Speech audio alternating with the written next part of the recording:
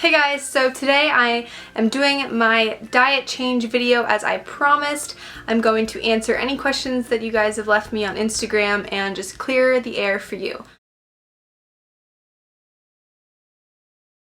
Alright, so you may not know this, but I was really insecure the past, 2 years, not comfortable. I knew that I gained weight from my insomnia, and I know that might sound weird, but when you don't sleep, you tend to eat a lot more because you're awake a lot more, and I was just really not happy with my body.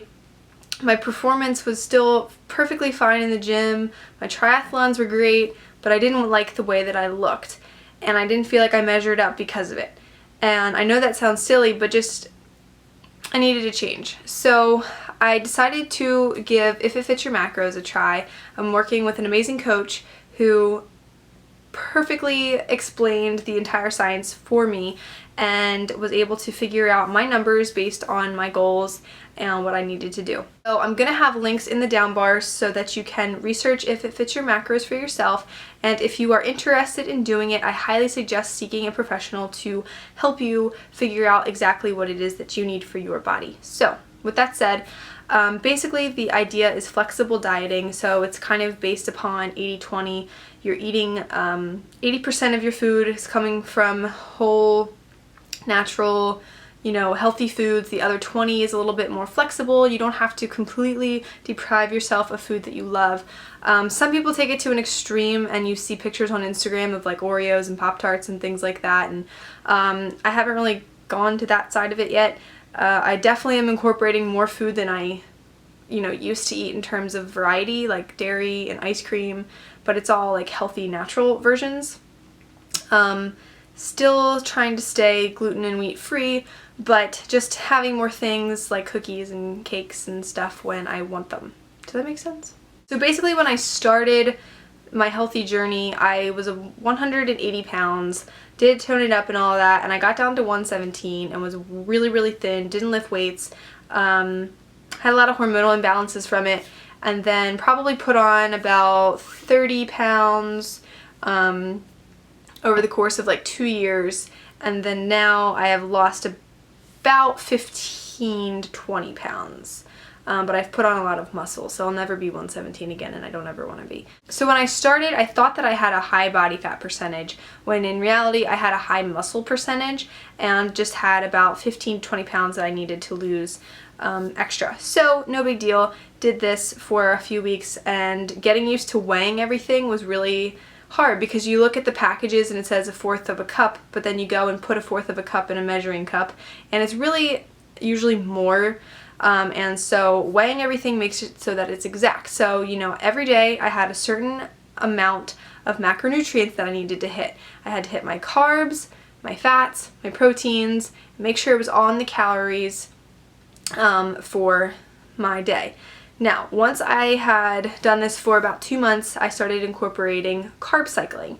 And carb cycling is going from having low carb days to having high carb days, and you kind of revolve it around your training schedule. So on those high carb days, you're hitting those big muscle groups, your legs, your back, glutes, things like that. And then on the lower days are like your arms and your abs and whatnot. And I was absolutely loving it. I had so much less stress about food because nothing was off limits as long as I knew exactly what I was having that day.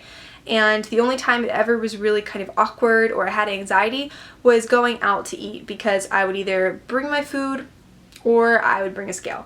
And when I went to California for the CrossFit Games, I just had a lot of food packed already and was able to shop at a grocery store when I got there and had food in my hotel, and it was easy. And no problems. I was able to actually continue to lose weight while traveling. I know, amazing.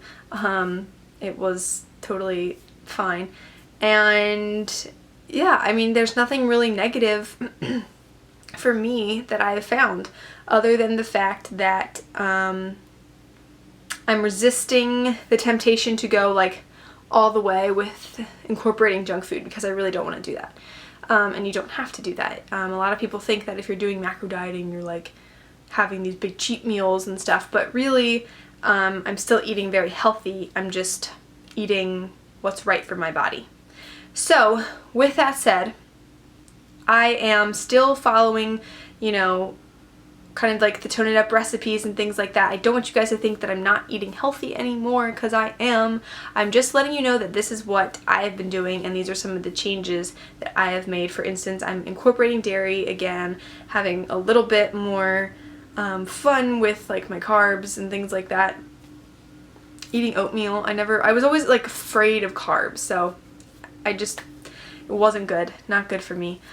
Another thing that the macro dieting is big on, it's all based upon your glycogen tank. So your glycogen tank is where your carbs are. So when you're in a cutting phase, which is where I am, so my carbs are lower, it would take a lot of carbohydrates to get that full again to where you have spillover, which is where your body would store it as fat. So on my first high carb day, I remember I was so anxious, and I texted my coach and I was like, you need to tell me to eat these carbs right now, because like eating almost, I think it was almost 3 times the amount of carbs that I was used to eating the past 2 months. So my mind was just messing with me. I didn't understand it. And he was like, you know, it's fine. Like, it would take this amount. It would take 8 times the amount for you to even store any bit of fat at all. This is going to go straight to your muscles. So it's all this kind of manipulating your body to burn fat. It's fascinating, and it's all science-based, and it's really cool when it works for you. So I have found that just trusting the science is the biggest part of it, and I promise you, if you were to try this and you did it exactly as your coach told you to do it, you would see results, because it is fact-based. It's not a theory. So I personally, for myself, love the idea and will stick with it, and once I get down to the body fat that I want, I'll learn how to maintain it, and I think it's just an easier way of living. So I feel like it's perfect for, you know, college students or someone who's a busy mom or a professional, to know exactly what you're eating every day. It makes meal prepping so much easier, and I have learned to really just enjoy foods more and enjoy life more. My workouts are stronger because I know exactly what to fuel my body with, and I am just pro macro dieting. I really don't have anything bad to say about it. So yeah, that's pretty much what I wanted to discuss with you guys. I have a video on some of my favorite macro-friendly foods, and that video will be down below. If you guys have any questions, please feel free to leave comments and let me know what else you would like to see in my videos. So I will talk to you soon. Bye!